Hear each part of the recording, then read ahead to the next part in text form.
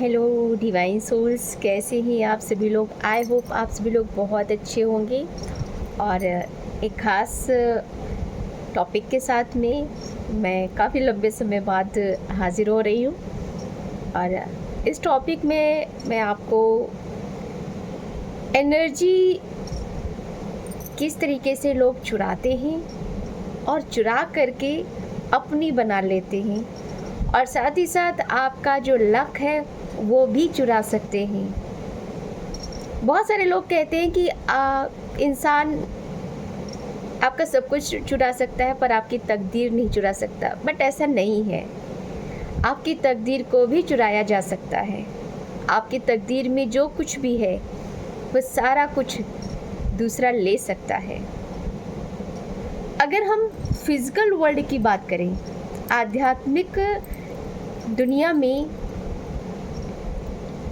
सब कुछ सही है, पर अगर हम भौतिक संसार की बात करें तो भौतिक संसार में ये सारी जो चीज़ें हैं आध्यात्मिक स्तर को आधार बना करके की जाती हैं। इसमें ये सारी चीज़ें संभव हैं। भौतिक संसार की जितनी भी चीज़ें हैं वो चोरी हो सकती हैं। जैसा कि हमने अपनी प्राचीन ग्रंथों के माध्यम से चीज़ों को समझा है। अगर हम कृष्णा कॉन्शियस की बात करें तो कृष्णा हमारी आत्मा है, अर्जुन हमारा मन है, कौरव हमारी नकारात्मक शक्तियां हैं, और जो द्युत क्रिया हुई थी तो वो हमारे माइंड की जो क्रिया विधि है, मैनिपुलेशन है, वो सब कुछ है।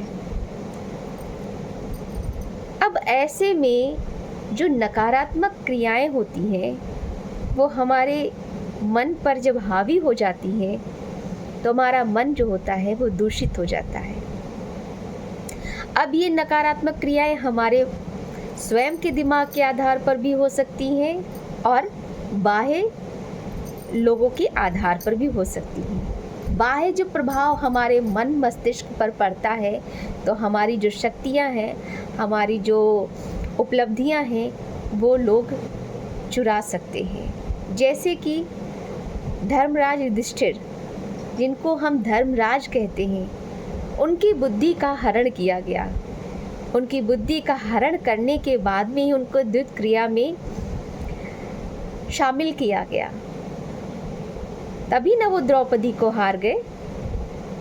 आपकी बुद्धि को इस तरीके से बांध दिया जाता है कि आप अपनी शक्ति, आप अपनी भक्ति, आप अपनी निष्ठा सब कुछ भूल जाते हैं। तो यहाँ पर सब कुछ चुराया जा सकता है। ये सब कुछ जो कार्य होता है वो एनर्जी के माध्यम से होता है, और जब उस एनर्जी का प्रभाव हमारे मन मस्तिष्क, हमारी आत्मा पर पड़ता है तो उसे लोग अपनी बना सकते हैं। ये कैसे काम करता है मैं आपको बताती हूँ। जैसे जो कुछ भी हम बोल रहे हैं, जो कुछ भी आपके सामने हम डिलीवर कर रहे हैं, वो एक एनर्जी का माध्यम है। एनर्जी के माध्यम से हम अपनी बात आप तक रख पा रहे हैं, एनर्जी का फ्लो चल रहा है।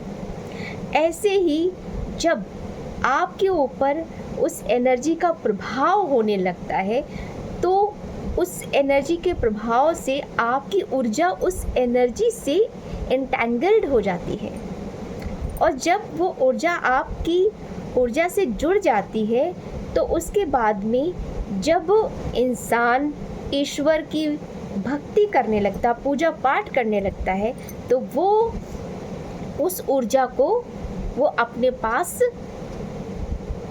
आकर्षित कर लेते हैं। और उससे क्या होता है कि जो उस ऊर्जा के साथ में आपकी ऊर्जा इंटेंगल्ड हुई है वो भी चली जाती है, और उस ड्यूरेशन में आपको बिल्कुल नेगेटिव कर दिया जाता है। तो इस माध्यम से आपकी ऊर्जा को चुराया जाता है। तो यहाँ पर मैं आपको बताना चाहती हूँ कि लोग आपकी ऊर्जा को चुरा करके अपनी ऊर्जा बना सकते हैं और उस ऊर्जा के आधार पर वो कुछ भी कर सकते हैं। अगर उन्हें किसी व्यक्ति पर कोई भी तांत्रिक क्रियाएं करनी है तो वो आपकी ऊर्जा का इस्तेमाल करके तांत्रिक क्रियाएं कर लेंगे और उसके बाद में वो ऊर्जा को वो मुक्त कर देंगे अपने पास से, जिससे क्या होगा कि आपके पास वो ऊर्जा वापस आ गई। तो भोगी कौन हुआ, भुक्त भोगी कौन हुआ? आप हुए ना, वो थोड़ी ना।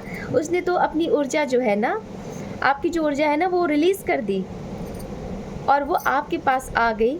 तो उस ऊर्जा के आधार पर जो भी कार्य हुए हैं उसका परिणाम आपको भुगतना पड़ेगा, क्योंकि उस ड्यूरेशन में वो पूजा पाठ करेगा, उस ड्यूरेशन में वो जो परम सत्ता है उसको वो याद करेगा।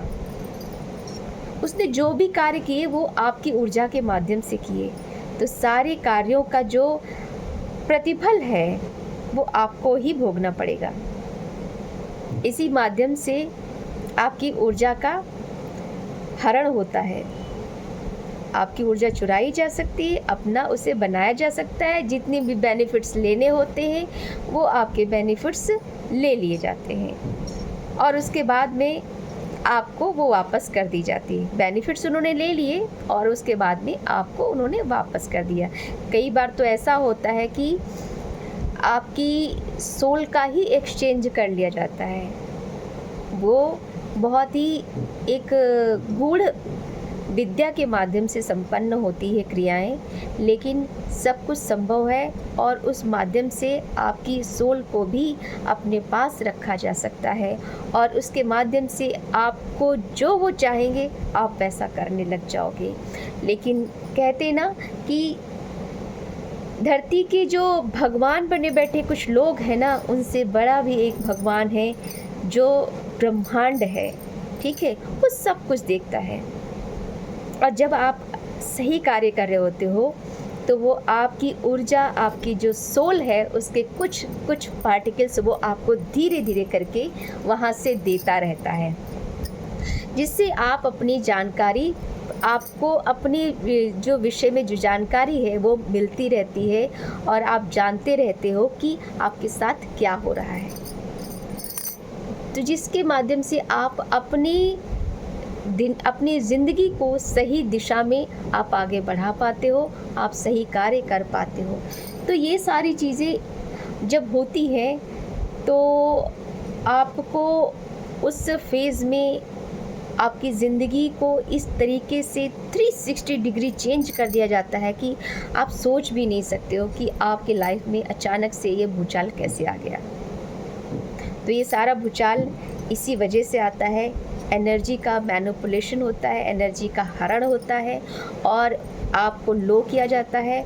और सबसे बड़ी बात है कि सबसे पहले आपकी मॉनिटरिंग की जाती है। मॉनिटरिंग के थ्रू आपकी एनर्जी को चेक किया जाता है कि आप कब कब क्या क्या कर रहे हो। उस आधार पे वो जो भी गतिविधियां हैं वो सारी गतिविधियां वो भी करते हैं और उन गतिविधियों को करने के उपरांत आपके को एकदम से लो किया जाएगा और आपकी एनर्जी को खींच लिया जाएगा। जैसे लॉ ऑफ अट्रैक्शन काम कैसे करता है, वो इसी तरीके से काम करता है कि हम डिवाइन एनर्जी को अपने पास बुलाते। तो यहाँ पर डिवाइन एनर्जी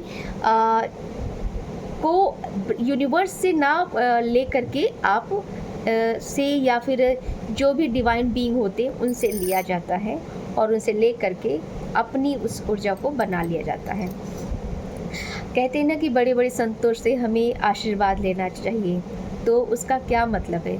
हम संतों से आशीर्वाद कैसे लेते हैं? जब वो हमारे सिर पर हाथ रखते हैं तो उसमें क्या होता है कि वो अपनी एनर्जी हमारे अंदर ट्रांसफ़र करती है, हमारे क्राउन चक्रा पर वो एनर्जी ट्रांसफ़र होती है और उससे हमें जो हमारी जो बुद्धि है वो सुधरती है और हम सही दिशा में कार्य करने लगते हैं, हम पॉजिटिव हो जाते हैं। इसीलिए जो बड़े बुज़ुर्ग लोग कहते हैं हमें बड़ों का आशीर्वाद लेना चाहिए कि बड़ों के आशीर्वाद में जो है ना बड़ी ताकत होती है, अनुभव होता है। वो अनुभव हम अपने अंदर डाल करके हम बहुत सारी अच्छी चीज़ें कर सकते हैं। बट ऐसा हमेशा के लिए नहीं होना चाहिए। हमें सभी का आशीर्वाद, जो नेगेटिव पर्सन है उनका आशीर्वाद लेने से बचना चाहिए, क्योंकि हम उनकी सारी की सारी एनर्जी अपने अंदर अडॉप्ट कर लेते हैं और फिर उससे क्या होता है कि हमारे सामने भी वो सारी समस्याएं आने लगती हैं जो समस्याएं उनकी होती हैं। तो इसी माध्यम से आपकी एनर्जी को चुराया जाता है और आपको एनर्जी दी भी जाती है। तो बहुत सोच समझ करके अपनी एनर्जी को किसी को देना चाहिए और किसी से एनर्जी लेनी चाहिए।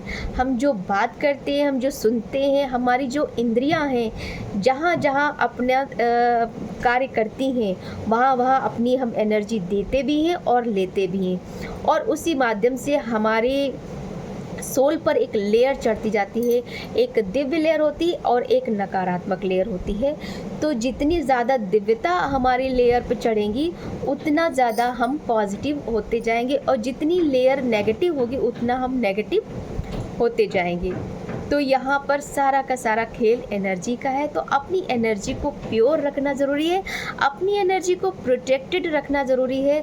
अदरवाइज़ आपकी एनर्जी को लोग चुरा सकते हैं और अपना भाग्य बना सकते हैं। मैंने अपने जीवन में बहुत बार ऐसा देखा है कि मेरी बहुत सारी चीज़ों को लोगों ने चुराया है और उसे अपना बनाया है, और उल्टे मुझे सुनाया गया कि मैं उनकी चीज़ों को कॉपी करती हूँ। बट ऐसा बिल्कुल नहीं है। मैंने अपनी ज़िंदगी में बहुत बारीकी से चीज़ों को नोटिस किया है कि लोगों ने मेरी चीज़ों की कॉपी किस तरीके से की, और कॉपी करने के बाद में आप ही को झूठा, आप ही को गलत ठहरा करके आपको डाउन किया है। तो ये डिवाइन सोल्स के साथ में हमेशा से होता आया है। क्योंकि देखो ना, दुर्योधन ने श्री कृष्ण, जिनको पूरा ब्रह्मांड परम पिता परमेश्वर मानता है, दुर्योधन ने कहा छलिया है, ये बहुत ही बेकार इंसान है, बहुत ही नौटंकीबाज है। ठीक है, तो ऐसा कहा जाता है। एक रावण ने क्या कहते भगवान राम को कहा, वो वन में भटकने वाला साधारण सा सन्यासी, वो हमें क्या हरा पाएगा, क्या हमारे साथ में बिगाड़ पाएगा। तो ये सारी चीज़ें जो है ना, ये डिवाइन सोल्स के साथ में हमेशा से होती रही हैं। आपको बहुत ही ज़्यादा डाउन फेज़ में लाया जाता है, डाउन दिखाया जाता है, और उसके बाद में आपकी ज़िंदगी को 360 डिग्री चेंज किया जाता है। बट वो ये भूल जाते हैं कि जिसे आप चेंज कर रहे हो नेगेटिव वे में, वो पॉजिटिव वे में चेंज हो रहा है। वो इनर लेवल पर वो उसको सारी चीज़ें पता हैं। वो उसको एक डिवाइन सोल्स को, जो एक डिवाइन सोल होती है, उससे हर एक चीज़ की जानकारी होती है, लेकिन वो उस लीला का पार्ट बन करके देखती रहती है। तो सामान्य व्यक्ति बन करके, जैसे भगवान कृष्ण ने हर एक चीज़ को देखा, हालांकि चाहते तो वो एक ही क्षण में कहते महाभारत का युद्ध जिता सकते थे अर्जुन को, लेकिन उन्होंने ऐसा नहीं किया। वो लीलाएं देखते हैं, समझते हैं, और उसके बाद में वो अपना कार्य जो है ना वो संपन्न करते हैं। तो ये सारी चीज़ें जीवन में होती हैं। तो मेरे ख्याल से आपको इस वीडियो के माध्यम से समझ में आया होगा कि एनर्जी का जो काम है वो किस तरीके से होता है, और एनर्जी के थ्रू ही आपके भाग्य को बदला जा सकता है। तो आप अपने आप को प्रोटेक्टेड रखिए, अपनी एनर्जी को प्रोटेक्टेड रखिए, और साथ ही साथ किसे एनर्जी देनी है, किसे नहीं देनी, इस बात का ध्यान अवश्य रखें। इसी बात के साथ मैं इस वीडियो को यहीं पर वाइंड अप करती हूँ। जय श्री कृष्णा, राधे कृष्णा।